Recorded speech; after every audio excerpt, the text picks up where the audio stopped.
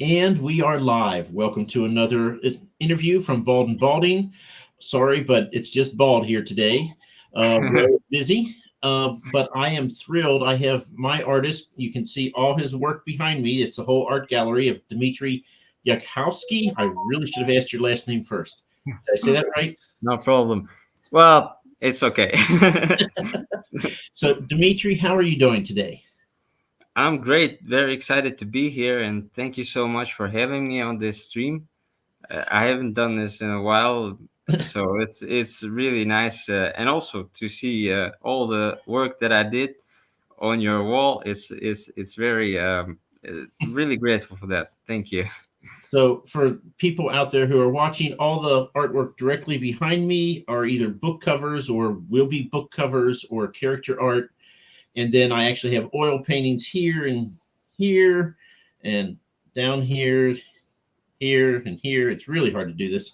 These are actual oil paintings that Dmitrys done that I've actually bought, and he actually had the three over here were commissioned. Very excited. Never did I ever think I would be commissioning artwork, so it's just a thrill. But first question I want to ask you, Dmitry, is that you've won several awards in Europe for your artwork, correct? Yeah, that's right.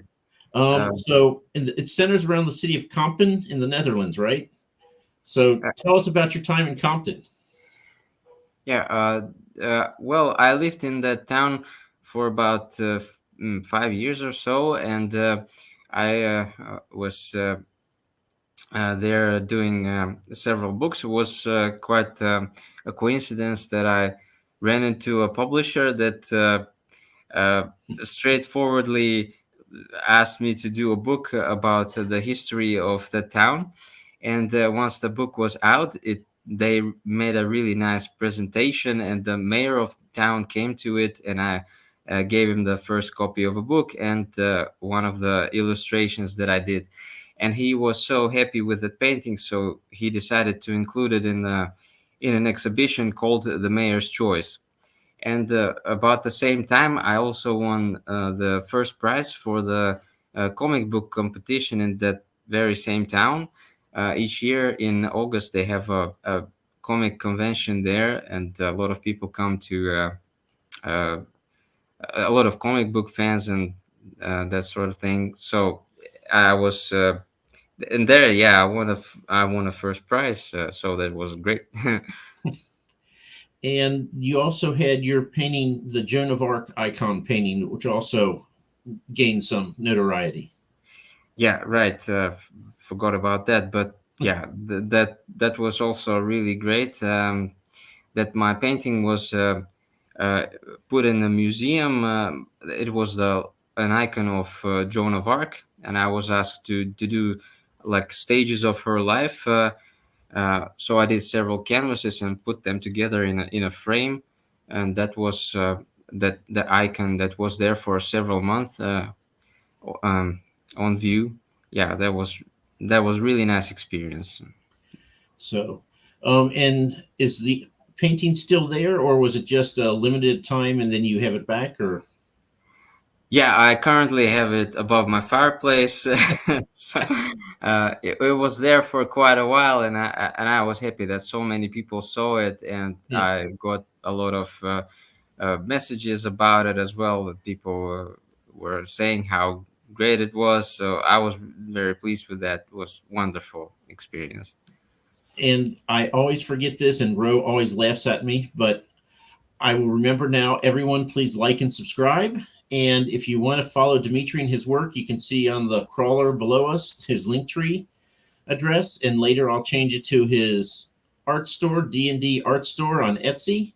If you want to see the paintings that you can get for yourself, I'm obviously a big fan.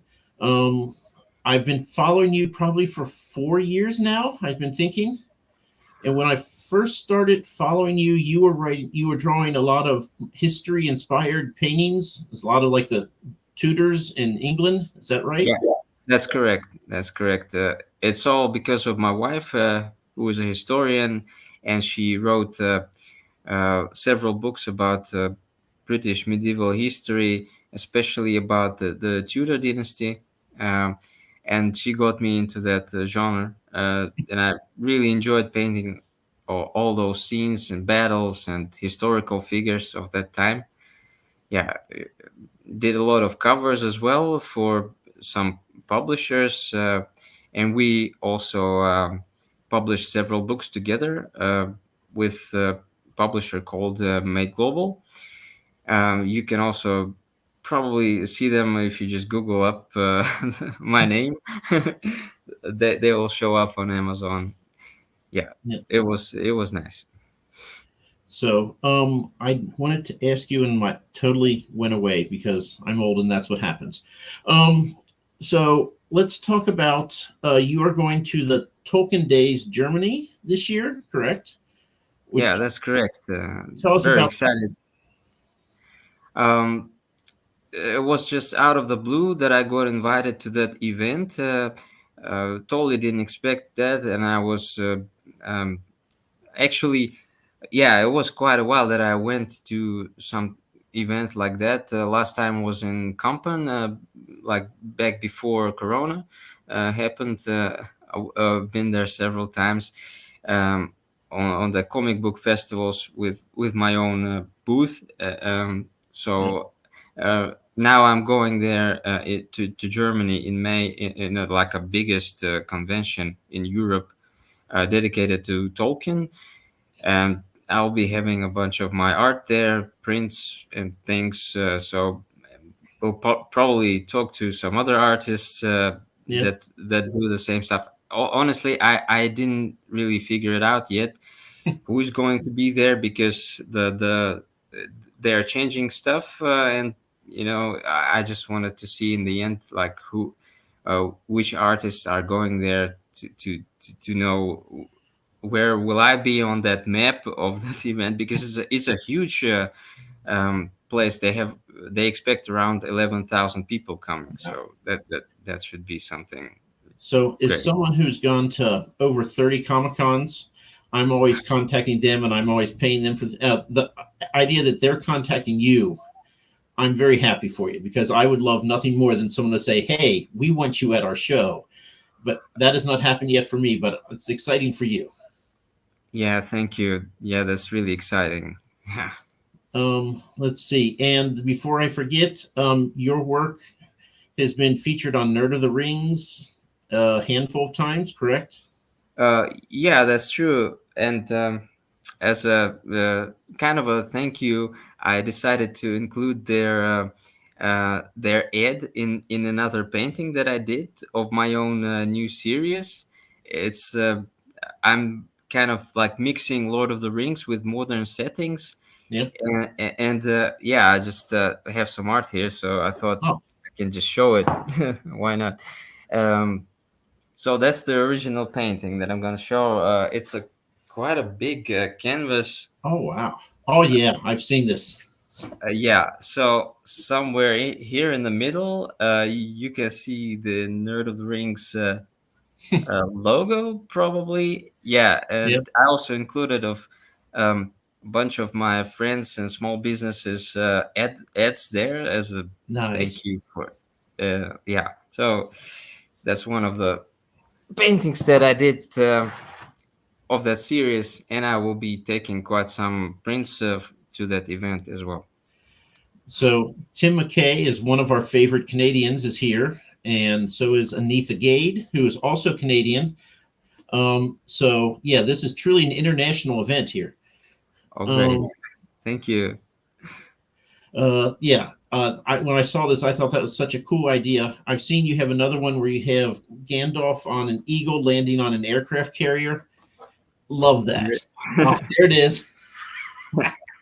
Yeah, I have nearly all of them here. I just brought them to show on occasion. In case you want to see any of those, you can just uh, ask me, and I will try to find. Because there's quite a pile. No. Oh, and Anitha is just giving me grief because I made the mistake of saying Tim is my favorite Canadian, and I did not know Anitha was on the stream. So, yes, I have several favorite Canadians. I'm not picky.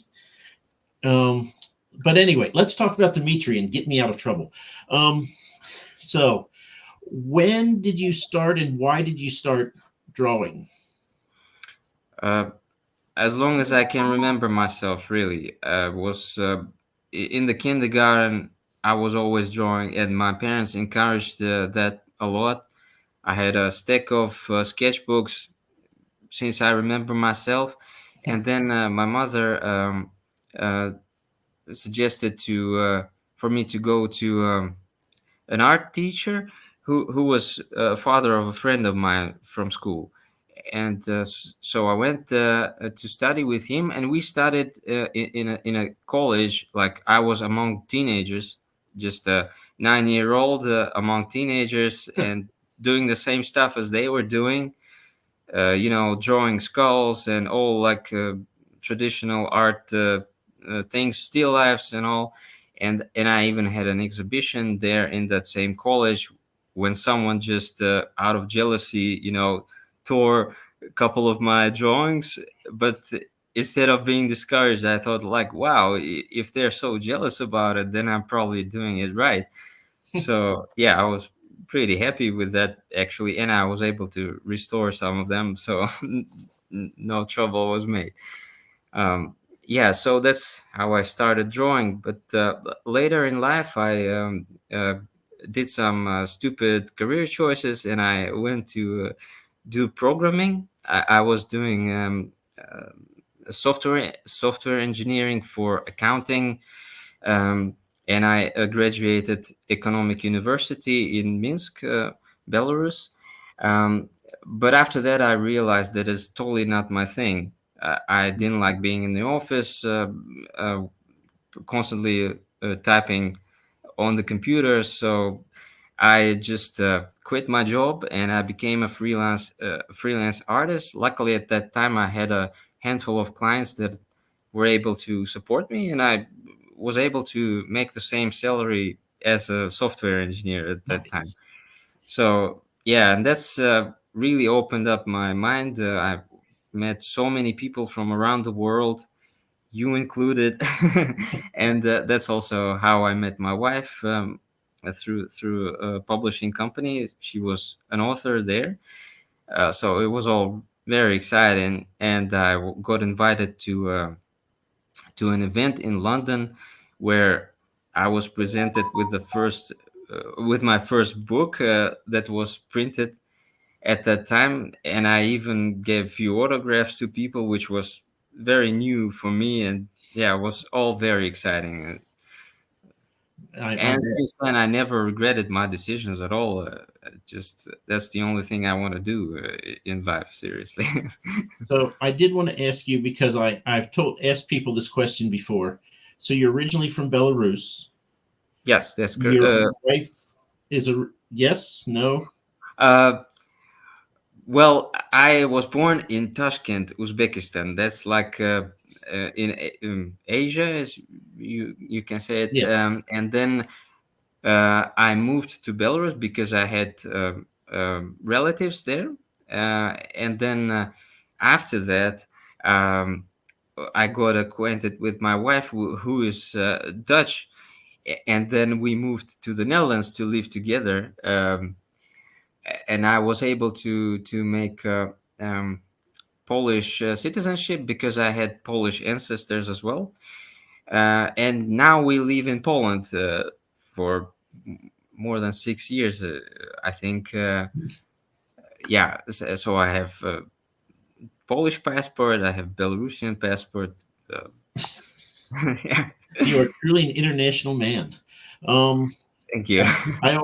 always tell people I'm like my artist Dmitry. He's Belarusian. I did not know about Uzbekistan, but he's married a Dutch wife. He lives in Poland, and they had a daughter. Correct?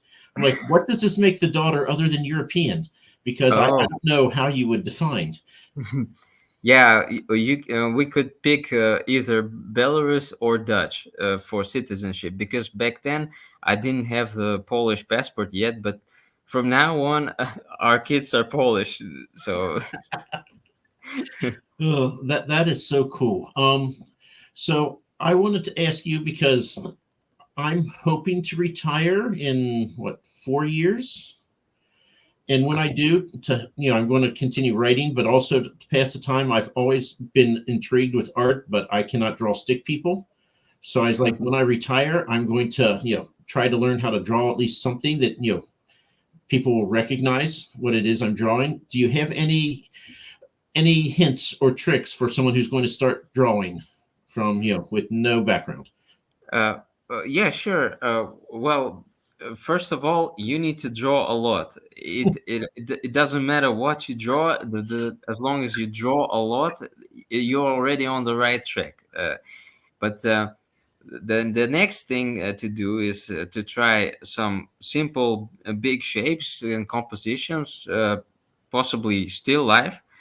And what they do in art schools, they always put plaster casts for students to draw because they're all white. So you just see like black and white, and that's easy. And after Oh, you master that, you can add some color to your drawings, or you start painting. Um, so that's the was the path for me. But okay. mostly it's just matter of practice. I always say that. Talent is overrated, but if you practice a lot, you can achieve talent in all sorts of areas. So, Okay. Next question for you is your artwork that you do now. What percentage of that is commissioned artwork, and what percent is just you being able to freewheel and do whatever you want? yeah, that's a good question. Right now, I think it's 50-50. I get quite some commissions for illustrations from people such as you. Authors from around the world, and currently also a lot of uh, ga- uh, Dungeons and Dragons small publishers. Yep. Uh, so I do artwork for their campaigns and books. Um, yeah, and another half of that is now just my original paintings that I occasionally sell, and also sell prints and reproductions. So that's my income currently. Yeah, I would like to try other things as well. Sometimes I like to craft something, and yeah, I think I can show you something that I did recently. Nice. Yep. I was looking at that. Yeah, it's made from plywood, and I painted it by hand. Did some gold leaf on the writing. So occasionally I do things like that, and just try new things and ideas. And yeah, quite some do sell as well. So it shows me that I'm on the right track as well. Yep. And you like what you're doing, so Yeah, I really love what I'm doing, and so that's what makes a difference, I you think. can't beat that. Yeah. Most people go to a job they don't want and they can't wait to leave it. So let's see. I have questions here. What else do I have for you? Oh, what is your favorite medium to draw in? Is it oil, watercolor? Do you like computer? I know you do all of those, but Uh, yeah, I think right now I mostly enjoy oil painting because it's so versatile. You can do anything you want really, and that the a lot of people don't like oils because they dry for several days. Like one layer dries for several days, and it takes what more than a week at least to make a painting. But I really like it because you can always come back and correct things the next day with a fresh eye. It's really easy. You can just wipe off some parts or add stuff to it, make another layer when it's dry. uh, Total freedom. As long as you have an idea in your mind, you can always achieve it with oils. I actually recommend people to start painting in oils because it's really welcoming. Once you know a few basics, you can do anything you want. Seriously. okay. And do you also sketch like with pencils or not so much? Uh, yeah, I think almost all paintings start with a simple sketch in pencil, or sometimes to to do things faster, I just use a brush as a pencil. Let's say that just some paint, dry dry on dry, as they say it. I just sketch on canvas so that I don't have to transfer the drawing to it, and then right after that I start painting. But yeah, I do quite some ink drawings currently for a publisher, Paysetter Games. Perhaps you've heard about that. It's quite a well-known small publisher of Dungeons and Dragons books. Yep. Yeah, and I do a lot of ink drawings for them. Really enjoy it. So, so I will tell you, and for the audience, my brother Danny had a painting commissioned by you Yeah, because I told Danny, and the idea just stuck with him. I was like, knowing how we grew up, I'm like, did you ever think you? I never thought that I would actually commission artwork. I mean, this is just something that super rich people do. Never thought I would be the person who did that. So when I told Danny that, he's like, you know what? That's a great idea. I want my own. So Danny was in the U.S. Navy. So you did commission a painting for him, which he absolutely loves. I gave it to him a couple weeks ago. thank Although you. there was a bit of a horror story with that. Wow. It made it the 6,000 miles or whatever from Poland to Virginia to my doorstep. And freaking U.S. Postal Service, they put it right on my stoop, right underneath the drip line when it was raining all day. And Oh, when I picked the box up, water came pouring out of the box. And luckily, it was an oil painting. If it was a watercolor, it would have been ruined. so I was so mad. I was just like ripping, but it was all soaked cardboard, so it didn't take a lot of effort. But I got it all out, and there's just one little corner on the back had a little bit of a water stain, but the painting was fine. You packaged it wonderfully. Oh my goodness. So That's not me. That's the credit to my wife. She does all the packing, and I always know that it always comes intact to my well, clients. Yeah, well, it sat for several hours under the drip line of my house in a rainstorm, and it was yeah, still fine. So hats off to your wife. She knows what she's doing. yeah. I will tell her that for sure. Thank you so Sure. much. So, and this is probably just an American question, and you're going to look at me like I'm strange. But how did you learn so much about medieval life and what's there? Because I mean, I for a drawing, I'm like, hey, Dmitry, I want these two character, and I want a medieval dock scene behind it, and that's all I tell you. And then I get this wonderful painting. I mean, America, we have nothing old. Something 100 years is old to us. So how do you know this? Is this just because you live in Europe and it's still there, or did you research it, or what? I was always fascinated by history, but I started learning.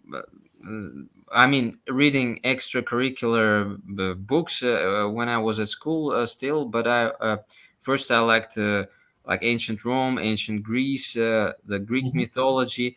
But then later, when I met my wife, it got me more into the medieval time, and I knew a lot about it from her as well, reading her book. And then, yeah, of course, because right now I live in Europe, and she took me to a lot of castles, cathedrals, everything that she was interested in, and I also really loved it because it's just amazing when you enter a cathedral. You see all the old stained glass windows, and you just instantly transfer yourself into that period of time. And as an Yeah. artist, I just see scenes in my head constantly.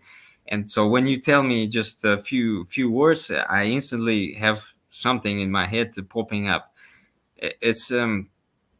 It's probably how you write books. That's how the same process for me, but I do visual art. I do write occasionally as well, but you're much more into that, so I will just stick to art mostly.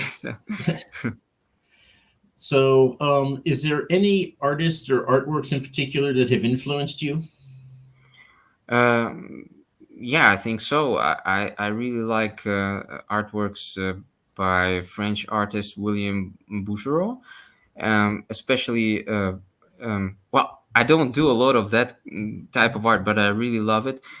His scenes with children, there's like a lot of paintings that he depicts children gathering flowers or things like that. They're really cute, and the way they are painted is phenomenal. Like I have seen his paintings in original, and you're actually quite lucky because you live in US and you have a lot of paintings by that artist. I don't understand why they ended up there, but if I was in the US, I would just be traveling all over and to see all his paintings. So that's one of the artists that I really love, and I also like a lot of Russian artists like Ivan Shishkin, who is a famous landscape painter, Hmm. especially for his forest scenes. When you see his paintings in original, you can just, well, I don't know. I had that feeling. I could just cry because the way that they're just so real, as if it's a window to the forest directly. Hmm. It's so well meticulously crafted. Every single leaf, everything just puts you right there. So yeah, those two are my favorite artists. But I also like John Singer Sargent, which is a famous realism painter, especially for portraits, and can name a lot of others as well. So I'm constantly looking for new inspiration, find different artists, also recent contemporary artists that I follow. Yeah, so those few are the main, and there's also a lot of There, others. there's lots of input. Yeah. Uh, and do you have a favorite mythical creature to draw? uh, Well, I love drawing all sorts of mythical creatures, you name it. But yeah, probably dragons. I mean, who cannot love dragons? They're just amazing. It's like dinosaurs with wings. Seriously. Yep. And there, we'll switch to your D&D art store. Anitha just said she checked it out and she loves your artwork, which Thank you so much. I Always appreciate. I always preach that Dimitri's artwork is phenomenal to everyone. So you. I feel like I'm sooner or later you're going to go, I'm sorry, Mike, but I have so many commissions that just going to have to wait in line, which would be fine. That'd be wonderful. Thank you. So let's see. What is so you're originally from the old Soviet Union, yes? Yeah, that's true. So is there any mythology that Western the world doesn't really know about, like Russian or Slavic, or is there anything that you think is underrepresented that would be interesting for people if they're looking for something new to write? Um, yeah, well, I think as usual. There are two sides of the story, as they say.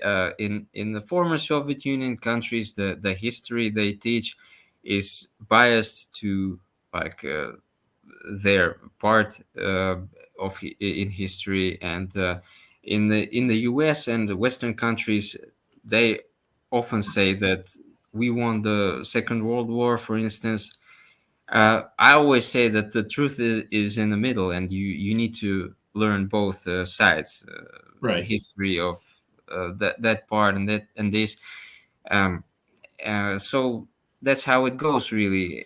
And what I think that would be interesting for people in the Western world, let's say, Hmm. is to read some of Russian fairy tales and Russian folk tales, because they have really original and really interesting mythical creatures as well.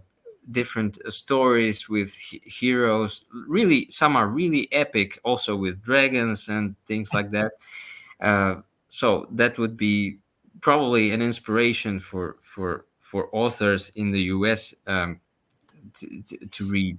Yeah, especially um, well, yeah, Russian fairy tales and folk tales, that they really influenced a lot of um, Eastern Europe culture as well, because back then Russia was quite powerful back then at that time. Yeah. Yeah, so I'd say you should check it out as well, because you might get some inspiration from all those stories and the history. Yeah. Okay. And Anitha has a very good question that I did not think of. So, what is the most difficult thing to draw? Well, I'd say hands. Well, I think every artist says that it's difficult to draw or paint hands, but that's also because artists also always like to find an excuse to not draw hands, because yeah, well, you can see a bunch of shapes, and they tend to hide hands in pockets or behind the back in the Yep. paintings. Yeah, so but it's also just a matter of practice. If you practice drawing hands, you will be really good at it in no time, and it will be the same for you to draw as all the rest. But some artists say that hands is like a second portrait. So if you see the portraits of old masters that they did, they're always putting hands in different uh, poses as well. They have like rings on the hands, and all very detailed. So it's really important, and it adds up to the character of the subject a lot.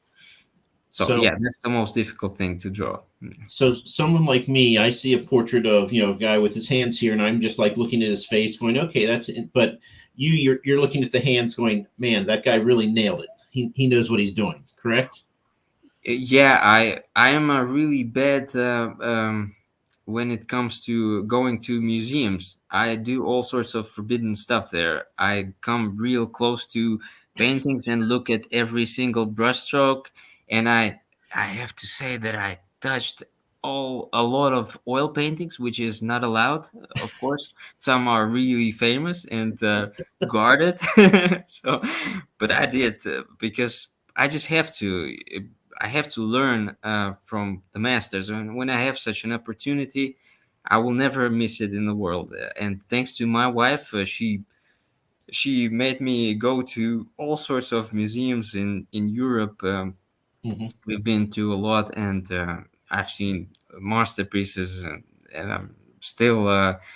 Um, when I think about a new painting or idea, I go back to that time, and I get some inspirations from the paintings that I've seen before. Yeah, and then try to come up with new things. But it's very difficult for me to make something that I think is original.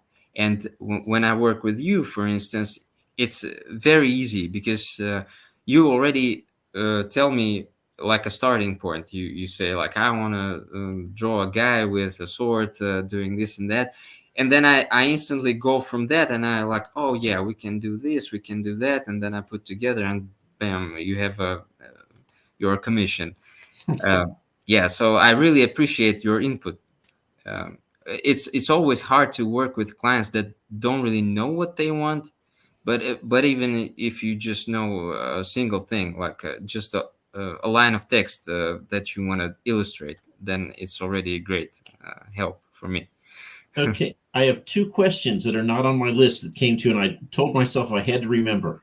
Yeah, So this painting, which I think is probably one of the first ones I bought from you here, yeah, the yeah. Alchemist, I think is what you called it. Mm-hmm. So there's a story on my end. When I was in the 90s, I was in graduate school for chemistry, and I was going to become a professor and win the Nobel Prize and all those silly things you tell yourself. Um, I did not get a degree, by the way. Anyway, at the time, a company, Aldrich, which is now Millipore, Sigma, Aldrich, whatever, they were buying up every medieval chemist painting they could find, because the president at the time just thought, you know what, I want to have all these chemists. We're a chemical company. And they said, if you want a chemist painting, good luck to you, because Aldrich is buying everything up and the prices are going artificially high because they're vacuuming up everything. And I was like, man, if I wish I just had a life where I could afford to buy a chemist painting. So when I saw this and you called it the Alchemist, I'm like, that's mine. I am buying that. There is no doubt in my mind. So that is But the one thing I want to ask you about this is when I bought it, I believe, correct me if I'm wrong, which I often am, you said that you drew this after a character in a book. Yeah, that's true. It's from Paulo Coelho book called The Alchemist. I was very inspired by it, and I just had to paint something. It's not necessarily a character from the book, but was just inspired by it. Yeah, So the book is called The Alchemist. yeah. And If you haven't read it, I highly recommend. It's a very motivational book. Yeah, who is it by again? Paulo Coelho. Can you spell the last name? Uh, Kaol. I think EO, but I might be wrong because I read it in Russian first, and Ah, I will look for it because ever since you said that, I'm like, I know it's The Alchemist. I really need to know the. So I will hunt that up when we're done here. That is what I'm doing this afternoon. Um, so yeah, so I also have fun stories. This painting here, one year you were doing Inktober or whatever, and one of the prompts was take a drawing you've previously done and do it in a different medium. yeah, Anitha, you are a godsend. You may be bumping Tim out of favorite Canadian status. I'm very sorry that I spelled it wrong, so bad. That's okay. That's why we have people in the chat because they're smarter than we are. Yeah, So I got this because I love dragons and warrior. What's not to love? And then I bought the watercolor that you had originally done, and yeah, I yeah. set on my table, and I went to bed. And for those of you who say my dog is cute and he's wonderful, he's a demon dog because the dog sat there and he kept nosing it until he knocked it off the table, and then he ate 2/3 of it. Yeah, yeah, I heard that. So, That so was- Shadow is a demon dog, and don't you tell me he's not. Um, he's also killed 4 skunks, and I've had to give him baths at 3:30 in the night at night to get the smell, and then take a shower to get it off of me. He's a demon dog. But oh, anyway, enough with Mike being triggered. Um, we'll go back to the interview about you. Uh, so, how do you decide on a color palette when you're painting something? Do you let the whatever you're painting decide, or what the colors decide what you're going to paint? How do you do that? yeah, I'm very embarrassed to say actually because a lot of people ask like, "What is your method? What is your technique? How do you do this? How do you do that?" I'm like, I have no idea really. Like when I sit down to paint, it's all just it just happens. Like I'm just like, oh, I'm gonna throw some this, some of that. I'm like, oh yeah, here's another. Like I always want to make it neat, to just place the paint that I want to use on the palette in an organized way, and then mix it up just from those colors. But I never do that. My palette is a total mess all the time, and I have a bunch of stains everywhere. And my wife is mad about it all the time. Each time I paint, there's like a stain somewhere that I need to clean up. So yeah, I can never tell which colors I will be using. Just maybe a few. I know like okay, I want something blue or something red, and then once I'm actually doing it, I'm always adding other colors that are. I have obviously a box of various oil paints and things.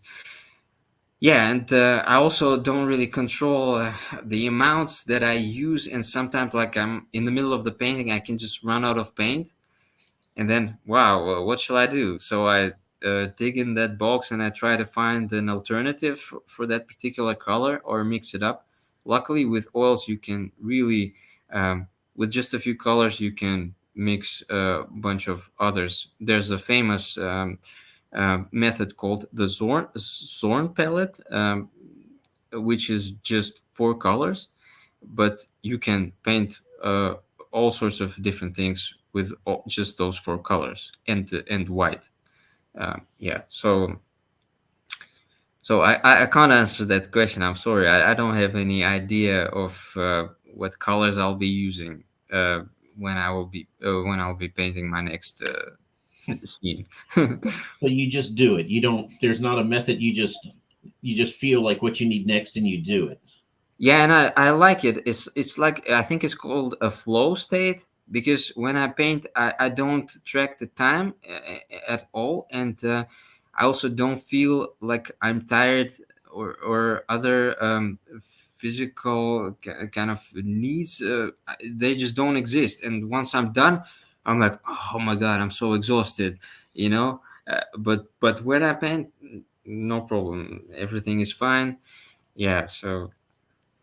I think I'm quite a weird artist, as you say.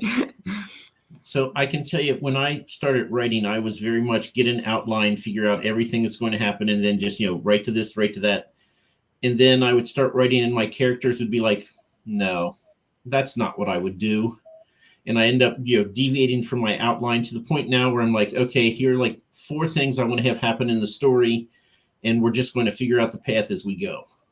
So Yeah, it's you kind of that's you pretty can much have. the same. Yeah. I mean, I'm a chemist. I like to do scientific. I want to have it down to 6 decimal points if I can. And you can't do art that way. It's not paint by numbers. I mean, I guess you can Yeah. get paint by numbers, but why? Um, okay. Do you still draw any historical people and or places, or are you more D&D inspired and commissions and? Yeah. Well, I think that the last historical subject that I did was for a book about the Dutch artist Hendrik Averkamp. Uh, who is also quite famous in the US, by the way. In Washington, they have in Smithsonian Museum, they have a room dedicated to Averkamp and his art, and also in Royal Collection of Art in Great Britain, like Mhm. in that Royal Collection, they have a lot of drawings of that artist. So I did a graphic novel about that artist, and that was probably the latest historical figure that I painted or drawn. Uh, yeah, but I maybe will go back to that at some point. Just for now, I have quite some commissions and also interest in fantasy and yeah, so that's what I'm doing for for now. Okay. And before I forget, I asked you for pictures for the thumbnail, and you sent me three fantastic pictures. The first one is you, and you're very much in that flow state because you're just staring at the canvas. The second one is absolutely adorable, where you're holding your daughter as you're painting. Yeah, yeah. And the third one, I want to ask you because you're holding up your painting of a historical building. I'm guessing it's in England, but that's just a guess. And then behind you is the actual building. What is that place? It's actually in the Netherlands. There's a Mhm. castle called the um, Nijenhuis, if I spell it correctly. My Dutch is pretty bad still. Um, so I was at that spot, painted that castle, and I went back to it um, after a few years with that canvas, just to make that picture Yep. because I was nearby. Um, yeah, so that But was the castle. Yeah. And Anitha, you're right. That is a beautiful castle. And I sat there and I'm like looking at the painting, looking at the castle. I'm like, yep, yep, got everything right. Yeah, Thank so you. so that's one of my favorite thumbnails to make because I'm like I don't have to do anything. I just plop plop plop put the three photos. Oh, wonderful! But thank you for that. Um, okay, so I asked about the Alchemist. I asked about that. Those are my two questions I remembered that I had to ask. Let's see. What do I have here? Do you ever get artist block? We call it writer's block when you just can't write anything. Do you ever get blocked where you can't draw or you get frustrated or is there something Uh, similar? well, I don't have the time for artist blocks, but I have a similar something, but I don't think it's really a block. It's like I know that there's something coming out of me, kind of Mhm. thing, like maybe a new painting, and I'm like, oh, is this idea good enough or not? And then I feel depressed for no reason, like, and then I feel that something is coming, and I don't know why, and it always comes to life when I just grab a canvas, I start painting. I'm like, oh yeah, that was the thing. So now I'm done with that. So yeah, but I don't paint out of frustration or something like that. I always have that quite good mental state when I paint. It's more like a meditation, something like that, similar feeling. Okay, and what is coming up for Dmitry? What things are coming down the pike? Yeah, well, I think currently I'm mostly busy with the new oil painting series for like inspired by Lord of the Rings that I already shown a few. So I have some ideas that I will paint and see how it goes because I'm also going to that event and it's good to make more art related to that. Yeah, But yeah, I always have a bunch of ideas. I recently did this book, like a children's book called The Chronicles of Rhetoric. This is the Dutch edition I'm showing, but there's also an English version. And yeah, I wrote several stories already. I just need to illustrate them, and then I can have the other books from the series. But I'm constantly having new ideas. Sometimes I want to craft something, so that would probably happen at some point as well. So yeah, I'm pretty open to what's coming, and I always just yeah, when it happens, it happens. I just grab a canvas and I go for it. nice. And are you going to do any more writing, or are you going to stick to art? For now, I think I will mostly stick to art.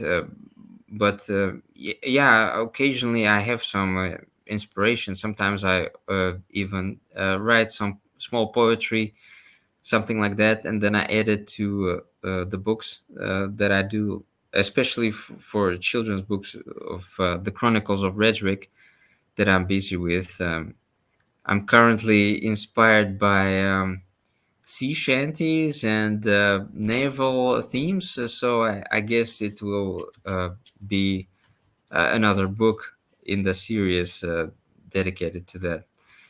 Um, yeah, so. Okay. Let's see. I think so. I just since you mentioned that you were born in Tashkent, Yeah, I have that's always had a fascination with the Silk Road, and I keep looking like I'm going to take vacation, go to Tashkent and Bukhara and all the things there, and then I'm like, well, with Russian Ukraine, do I go? oh. But Hmm. but yes, I would love to see that part of the world because no one ever talks about it. I wish I knew enough that I could actually write a fantasy story about the Silk Road, but I know nothing in there. I've looked and looked, and there's very few books you can even get on the subject, in English. So, but that is on my wish list. My bucket list is to go and see some of the cities in the Silk Road at least. Yeah, I totally recommend you to go to Samarkand. It's like the Yep. ancient capital of Uzbekistan, or you can say Tamerlan Empire. Yep. Um, it's a really beautiful town, very ancient, and it's also one of the um, like the well-known spots. Um, I say in the eastern part of uh, yeah, well, in Asia for gastronomy, so you will get a really delicious food there Oh, when you go. That's for sure. I Simmer. highly Okay. recommend to try everything there. Yeah. See, that's the thing is I look about the different cities and I'm like, okay, Tashkent. They talk about Bukhara. I'm like, but which ones do I want to see? And there's just not a lot that I found to tell me. Uh, Yeah, Samarkand is totally number one. that I is highly recommend that. Yeah, you will okay. never regret it. And the next question is, so I have to tell you, I'm a little disappointed in myself, but when I was 16, 17 years old, uh, we had a I had an opportunity to go to Spain. You're going to have to help me with this one. Oh, Yeah, it says the people from Tashkent rule the world. So I had an opportunity to go to Spain. Then the next year we went to Spain and France. So I've been to the Louvre and I've been to El Prado in Madrid, but I was a teenager and I was legally allowed to buy alcohol. So I don't remember much from those trips because it was, I have alcohol and I'm 16. And, that was really all I did. And I'm kicking myself like, really? You went to two of the most popular museums in the world. And what do you remember? So, I mean, I remember seeing the Mona Lisa because, you have to see that. Um, and then like the wing Nike was somewhere we passed, and I'm like, can't tell you anything else. And I'm like, so, There's also a painting by Leonardo here in Poland, in Krakow. They have it in the museum. It's called Lady with Ermine. yeah, yes, Really beautiful, and it's not that crowded as in Louvre with Mona Lisa. yeah. Yeah. So, and when I'm bored and I, keep thinking for this time when I'm unbelievably rich, I don't know when that will ever be, but I dream is I make up little vacations. Like I want to go here, I want to go there. And I'm starting on Poland. And the thing that got me started is the salt mine that you can go in underground and they have, oh my God, I so want to see that. That is like top 10 on the list of things that I want to see. Yeah, it's quite impressive. They have a salt mine near Krakow and a few others as well. Yeah. It's very impressive, and yeah, um, they always get a bunch of tourists there. But I highly recommend to check it out. Yeah, definitely. Yeah, the pictures I saw, they have like a chandelier that's made from salt crystal. I'm like, come Yeah, on, from salt crystals, really? So, yeah, one day when I win the lottery and I can afford to do all the things I want to do, that's going to have to happen. So, I'll let you know when I come to Poland. great. I'll meet you at the airport. Let's see. So, Dmitry, is there anything that I didn't ask you that I should have? I don't know. Ask Um, away if there's anything. let's see. So you're not doing the historical necessarily right now. You're more doing fantasy and D&D and the mixed D&D modern world paintings that you showed us. Yeah, Um, that's correct. one of these days you're going to go back and write a book because you lack good sense and you want to write a book, and it's just hard. Um, I would. I'm always jealous when I go to Comic Cons and you see all the different artists, which is neat 'cause you get to see all the art. And I'm like, yeah, but they just sell it by here's this really cool painting you can own. It's instant gratification versus me like, buy this book, spend 8 hours reading it, and I swear you'll like it. One is a much harder sell than the other. So Yeah, I'm always jealous of the artists, but I always get there early before it opens and I walk around and see everybody's artwork. That's one of my favorite things to do when I go to Comic Con. So, um, yeah. Let's see. Are you going to do any traveling other than Germany that you know of? yeah. For now, that's the only thing. But yeah, I'm constantly busy, and you never know what will come up down the road. Uh, I don't know if I told you about it, but it was like 5 or 6 years ago or something that I got a message from Warner Brothers Studios that they wanted to license a um, digital painting that I did. Uh, there was a Battle of the Lost Alliance that I painted from Lord of the Rings. Mm-hmm. And when they first contacted me, I thought, oh, that's probably a bunch of teenagers making a movie with a phone, because it sounded a bit scammy. Like, hey, I'm a producer. We want to license one of your artworks. Can we do that?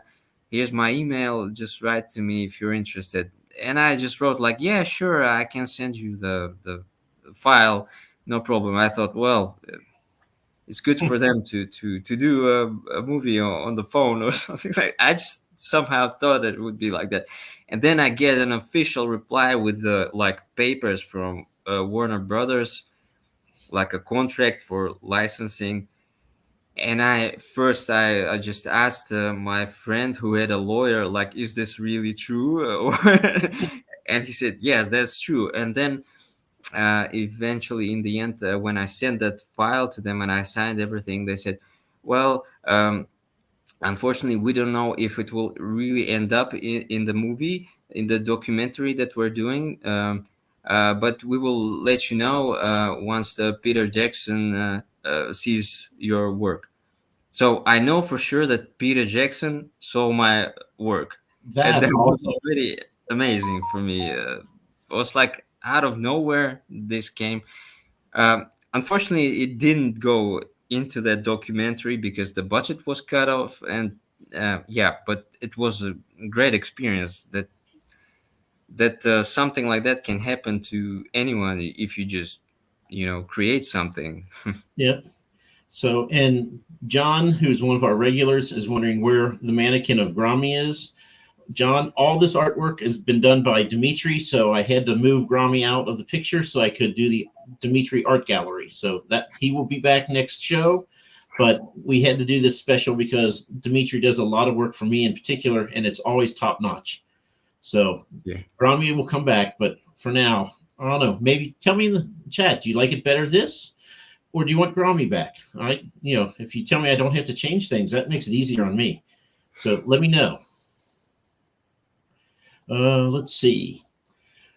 Other than that, and everyone, in case you got here late and you didn't know, I told Dmitry we'd be on at 7 o'clock his time, which is 1 o'clock Eastern Standard Time, but daylight savings time is different in different countries. So I'm asking Dmitry, where are you at? And Dmitry's going, it's 6 o'clock here, Mike. So he was kind enough to come on, even though I did not get the timing right. So thank you for Dmitry for being so adjustable. No problem. Thanks to my wife. She is busy with the kids while we do that, so it wasn't that hard for me. I just had to run upstairs with my laptop fast and grab some paintings. But luckily, it seems fine. Everything is working, and I'm happy with So, that. and Tim McKay, who is also an artist, and I know I've told him before he needs to go find you for artwork for his book, but he loves your work, and all the artists, the pictures bring our work to life because what I have in my head, no one else can see. So always like conceptualizing it and getting drawings, which is why I love your work. And John looks cool. Dmitry, I always thought the mannequin was cool. Okay, so that's a vote for either. Got it. Cool. So Poland, I'm trying to think if there's anything I needed to ask you that I didn't. No, I think we're good. Anything that we should know about artists, like when we're commissioning, can you be too descriptive ever, or can you be not descriptive enough? What do you want from a like an author like me when you say I want a painting? Yeah, the worst client for any artist is the one that doesn't know what he wants. I always say that. But as long as you have at least a slight idea of what you want to have, you're good. I don't know how is with other artists, but the ones that I also heard, they say the same. As long as you give some, just a slight text description, maybe some couple of references that you want to capture for a character or a scene, you're good. And then the rest is our job to conjure that out of our mind, let's say, and make it look similar to what you have in your mind. So it's always, of course, good when the author and the artist have kind of like a like-minded Mm-hmm. connection. uh, like, for instance, an artist does fantasy art and the author also does fantasy books, uh, or science fiction, or the other way around. But yeah, it's good when it's a bit related. Sometimes it's hard for, let's say, fine artist who does only portraits of historical people or whatever to make a fantasy scene of a battle or something like that. But yeah, I am also, I always say that I'm more of an illustrator, which is a lot of people think that illustrators are not fine artists or a bit I don't know, there's kind of a different attitude to them. But I think that illustrators are quite more versatile because they do a lot of things. They can make a science fiction scene. They can do a fantasy scene.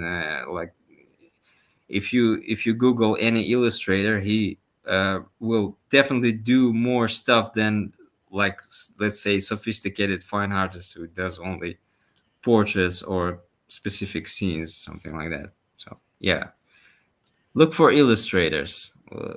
That's Okay, so I'll say for this latest batch of couple drawings I asked for you, I basically said this is what my character looked like, and this is the setting. Go wild.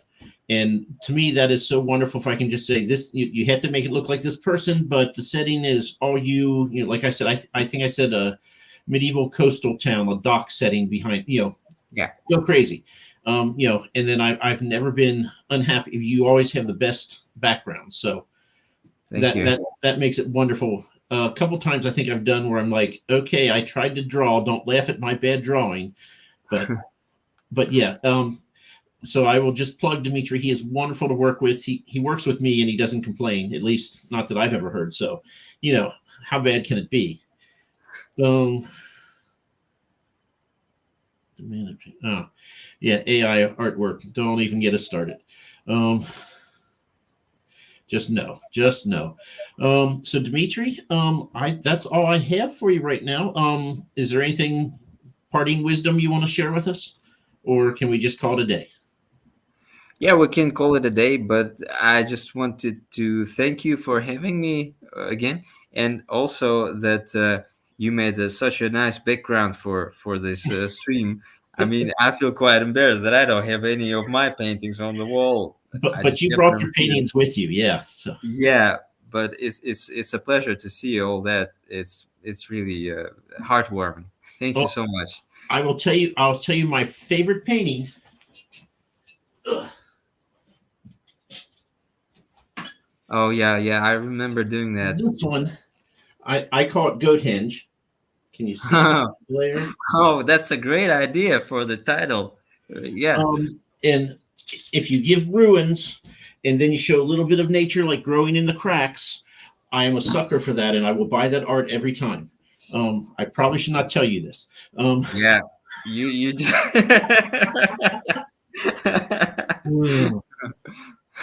So, well, Dmitry, have a good evening. Thank you so much. And You. I'm sure we'll get a million views for this because it's been a pleasure. And before I go, the next show on Bald&Balding, it's going to be just Ro and I. We have nothing really planned, so come with questions or we'll just meander through stuff. But that's going to be on Monday at 7 p.m. Eastern. So thanks everyone for showing up. And Dmitry, thank you for being here and coming early. And take care, my friend. And now I Thank will end you. the stream and it'll take like 3 or 4 seconds before it actually ends.